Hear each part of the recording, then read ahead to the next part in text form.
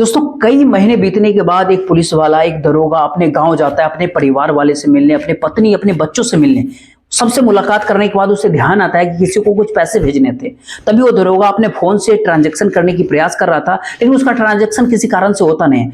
तब वो अपने पत्नी से मोबाइल मांगता है। पत्नी तो मना कर देती है मोबाइल देने से, लेकिन पति मांग रहा था तो पत्नी को मोबाइल देना पड़ता है। जब वो पत्नी का मोबाइल देखता है दरोगा, तो देखते ही कहता है कि तुम्हारा एक भी यूपीआई चल नहीं रहा है, आखिर क्या मामला? तुम अपने फोन से यूपीआई को डिलीट करते हो, जैसे कि फोन पे, गूगल पे, भारत पे या पेटीएम।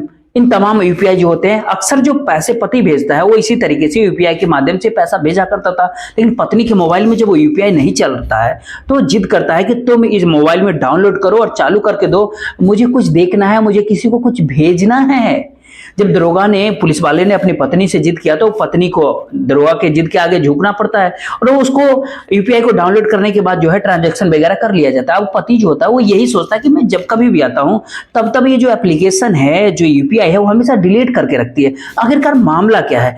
तब वो दरोगा पति ने अपने स्तर से, क्योंकि वो दरोगा था, उत्तर प्रदेश पुलिस में वो किसी थाने का दरोगा था, जब वो जांच पड़ताल करने की कोशिश किया अपने स्तर से, तो वो कहा कि पत्नी के नाम, उसको पता चला पत्नी के नाम 10 खाते होते हैं बैंकों में। जब उसके ट्रांजैक्शन देखते हैं तो पता चलता है कि उसको 1 करोड़ से अधिक का उसका ट्रांजैक्शन है। तो ऐसी स्थिति में दरोगा की सांसें फूली की फूली रह जाती है। दरोगा सोचने पे मजबूर था कि आखिर इतने सारे पैसे का लेन देन ये महिला कहां करती है।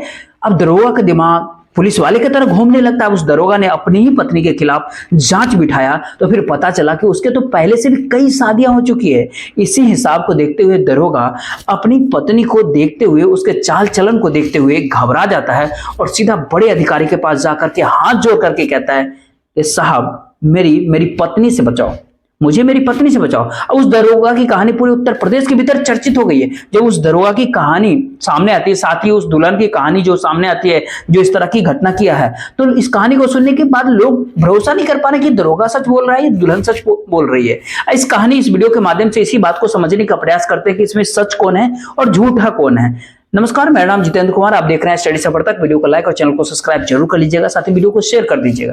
दोस्तों, ये घटना होता है उत्तर प्रदेश के कानपुर पुलिस कमिश्नर के पास। 25 नवंबर 2024 की ये घटना होती है। एक महिला पहुंचती है। शुरुआत में वो थोड़ा जोर जोर से कुछ बोल रही थी। वहां पर आसपास में भी बहुत सारे लोग थे। जैसे वो जोर जोर से बोलती है तो इसी आवाज को सुनने के बाद आसपास के लोगों का ध्यान उस महिला की तरफ जाता है। जो उस महिला की तरफ ध्यान जाता है तो वहां पर कुछ मीडिया वाले लोग होते हैं, वो मीडिया पत्रकार भी आते हैं। वो कहते हैं कि आखिर क्या बात है, आप इतने जोर जोर से बोल रहे हो, क्या कुछ कोई मामला है क्या? जैसे पत्रकार का माइक देखा ना, तो उस महिला ने रोना शुरू कर दिया। यहाँ पर एक मीडिया वाला था, देखते देखते कई मीडिया वाला का वहां पर जमावड़ा लग जाता है और उस पूरे भीड़ के ऊपर उस मीडिया पत्रकार को देखने के बाद उस महिला ने जो रोते रोते अपनी पूरी कहानी को बताया था, उस कहानी को सुनने के बाद हर कोई सोचने पे मजबूर था। लोग सोचने लगते हैं कि आखिरकार इसका पति कितना जालिम इंसान। दरअसल वो कहती है कि 17 फरवरी 2024 को उसकी शादी हुई थी। उत्तर प्रदेश के जिला बुलंदशहर का एक थाना पड़ता है पीवी नगर, उसी का एक गांव पड़ता है मंगला करके। मंगला अग्रसेन के रहने वाले आदित्य कुमार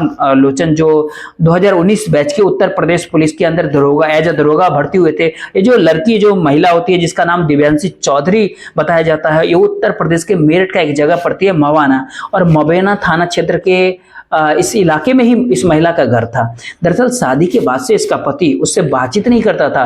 करीब 4 महीने से ज्यादा का समय बीत जाता है, न तो पति से मुलाकात होती है, न ही पति बातचीत करता है, न फोन कॉल करता है, नहीं आता है। अभी महिला थोड़ा परेशान होती है, थोड़ा घबराती है, परेशान होकर अपने पति के से संपर्क बनाने की प्रयास करती है तो पता चलता है उससे वो अभद्र व्यवहार करता है, मारपीट करता है, आए दिन गाली गलौज करता है, लड़ाई झगड़े करता है। ये महिला इस तरह से परेशान होने के बाद उच्च अधिकारी के पास से जाती है, लेकिन उस महिला के कोई सुनता ही नहीं। इस महिला ने अपने पति के खिलाफ, हालांकि पढ़ी लिखी महिला होती है, सामान्य महिला नहीं थी, वो बीएड की थी और भी पढ़ाई की हुई थी, लेकिन अपने ही पति की गोपनीय जांच करते थे। उसके जांच में ये आता है कि उसका जो पति जो था वो फेसबुक, इंस्टाग्राम, सोशल मीडिया जैसे तमाम सारे सोशल मीडिया अकाउंट पे वो एक्टिव रहता है। वहाँ एक्टिव रहने के बाद कुछ ऐसी महिलाएं जो जरूरतमंद होती है, कुछ ऐसी महिलाएं जो तलाकशुदा होती हैं, जो जिनके कुछ बच्चे होते हैं, कुछ ऐसी लड़की, कुछ ऐसे महिलाओं के संपर्क में आने के बाद उनसे वो दोस्ती करता है उसके पति, और उनसे दोस्ती करने के बाद उनसे नजदीकियां बनाता है। नजदीकियां बनाने के बाद शारीरिक संबंध बनाता है, उनके फोटो, उनकी वीडियो बना लेने के बाद लगातार ब्लैकमेल करता है। इस तरह की बात जब उसकी पत्नी को पता चलता है तो ये पत्नी सीधा थाने पहुंचती है, जो कि संबंधित थाना होता है पीवी नगर का। वहां पहुंचने के बाद शिकायत दर्ज करवाती है, लेकिन वो दरोगा होता है तो पुलिस इस मामले में कोई कार्रवाई नहीं करती है। अब पत्नी करे तो क्या करे, जाए तो जाए कहां?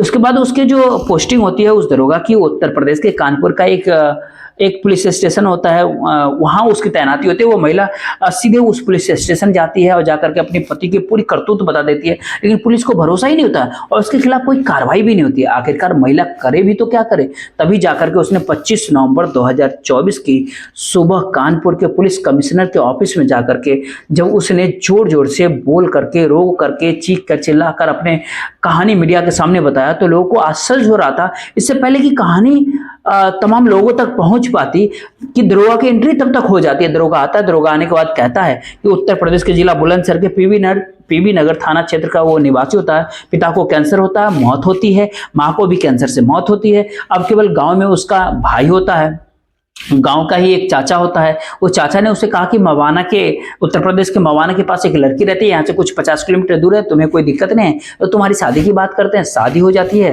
17 फरवरी 2024 के दिन। सब कुछ जीवन में अच्छा चल रहा था। पति जब कभी भी मौका मिलता था, यानी दरोगा पति अपनी पत्नी के पास आता था। इसी बीच में उसे पता चलता है कि इसके जो मतलब दरोगा की जो पत्नी है, उसके मोबाइल में जो एप्लीकेशन है, जैसे कि फोन पे, गूगल पे, भारत पे, पेटीएम होता है या अमेजॉन पे होता है, इस तरह के ट्रांजेक्शन, पैसे के लेन देन वाले जो जितने सारे एप्लीकेशन होते हैं, उनको उसने जो है पहले देखा तो उसके मोबाइल में नहीं होती है, लेकिन पत्नी जब पैसे लेती है तो इन्हीं के माध्यम से लेती है। दूसरी बार उसकी नजर उसके मोबाइल फोन पे पड़ती है, तब भी वो डिलीट होती है। आखिरकार चुपके से, गोपनीय तरीके से अपनी पत्नी की जब जांच करता है तो पता चलता है कि करोड़ों रुपए के लेन देन इसके मोबाइल से, इसके खातों से किया जा रहा था। अलग अलग बैंकों के माध्यम से, अलग अलग बैंकों में कई खाते होते हैं। अब ये दरोगा पति सोचने पे मजबूर था कि ऐसा तो नहीं कहीं कोई गलत महिला से उसकी शादी हो गई। तब उसने अपने पुलिस के जो जांच पड़ताल जो होती है, जिस तरीके से पुलिस वाले किसी भी मामले की जांच करते हैं, वो अपने ही घर में दरोगा बनकर अपनी ही पत्नी की जांच पड़ताल शुरू कर देता है। और पहला जब मामला सामने आता है, मेरठ के मवाना थाना क्षेत्र के अंदर एक तैनात होता है दरोगा, जिसका नाम प्रेम राज पुष्कर होता है। उस दरोगा की कहानी सामने निकल करके आती है कि ये दरोगा ने इस महिला को पहले तो कोल्ड ड्रिंक में कुछ नशीला दवाई मिलाया और नशीला दवाई मिलाकर के उसके साथ वो बलात्कार किया, उसका वीडियोग्राफी किया और वीडियोग्राफी के आधार पर लगातार कई साल तक ऐसे ही उससे के साथ बलात्कार करते जाता है। और जब ये महिला ने कुछ अपनी शिकायत वगैरह किया, तब जाकर के इनकी शादी वादी भी होती है। जब इस महिला की शादी होती है, इस तरह के जो आरोप लगाए जाते हैं। अब ये जो 161 के महिला का बयान होता है एक थाने के अंदर, जब इस महिला का जब 161 का बयान होता है, जो ये अपने एप्लीकेशन लगाया था, जो आवेदन दिया था, उसी आवेदन के आधार पर मुकदमा दर्ज होता है, बयान हो जाता है डॉक्टर के पास। जब मेडिकल होता है तो डॉक्टर को ठीक वैसे ही कहानी सुनाई जाती है जो थाने के अंदर सुनाई जाती है, जो 161 के बयान में भी सुनाई गई थी। अब 164 के बयान होते हैं, वो बयान होते हैं मजिस्ट्रेट के सामने। मजिस्ट्रेट के सामने जब बयान होता है, जब उसके सामने जाते हैं तो पता चलता है जो बयान अब तक वो दी थी उस बयान से पलट जाती है। ऐसा दरोगा के जांच में आती है। और उसने कहा कि परिवार कुछ लोगों के बहकावे में आकर के अपने पति का शिकायत, मतलब कुछ लोगों के बहकावे में आकर के, अब दरोगा ऐसा कुछ नहीं।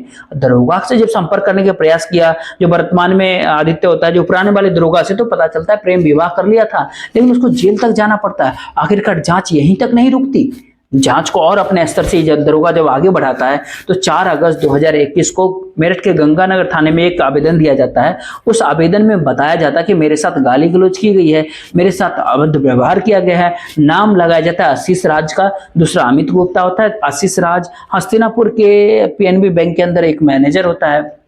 अमित गुप्ता होता है वो मेरठ के मवाना का एक बैंक के अंदर वो भी एक अधिकारी होता है।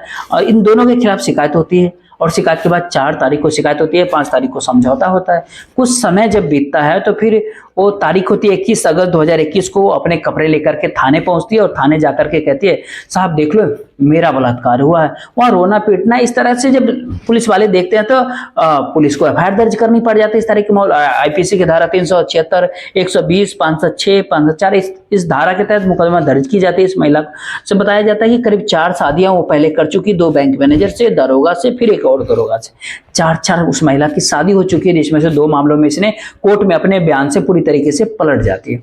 अब जैसे इस तरह की पोल खुलती है, ऐसा दरोगा का कहना होता है कि जब इसके पोल खुल जाती है तो दरोगा इससे बचने की प्रयास कर रहा था, इससे दूर भागने की प्रयास कर रहा था, लेकिन दरोगा काफी बुरी तरीके से डर जाता है, सहम जाता है कि पहले वाले मामले के भीतर जेल जाना पड़ गया था। अब दरोगा का ऐसा लगता है कि अब ऐसा ना हो कि उसको भी जेल जाना पड़े, उसकी भी जिंदगी ना खराब हो जाए। इसके पीछे भी इतने सारे लोग लग जाते हैं। दरोगा के लोकेशन कहाँ है, दरोगा कहाँ जा रहा है, कहाँ आ रहा है, कैसे जा रहा है, किससे मिल रहा है, कब मिल रहा है, कितनी देर बातचीत करता है, पल पल की खबर उस महिला ने रखना शुरू किया। अब इस हिसाब से अपनी पूरी जान बचाने की प्रयास किए तो फिर महिला कहती है कि ऐसा बताया जाता है कि करीब करीब 1 करोड़ रुपए की डिमांड रखी जाती है। 1 करोड़ रुपए तुम दे दो और अपनी जान बचा लो। जब दरोगा ने 1 करोड़ रुपए की जब बात सुना तो उसने पुलिस के सामने, कमिश्नर के सामने जाकर गिराते गिराते अपनी पूरी कहानी बताता है। मीडिया पत्रकार का जब पूरा जमघट लगता है, दरोगा को अपने सामने देखता है, जब दरोगा मीडिया वाले को पूरी कहानी बताता है तो दरोगा की कहानी सुनने के बाद मीडिया को ऐसा लगता है कि अब कौन सच बोल रहा है, कौन झूठ कह रहा है। दोनों ही रो रो करके अपनी अपनी कहानी बता रहे हैं,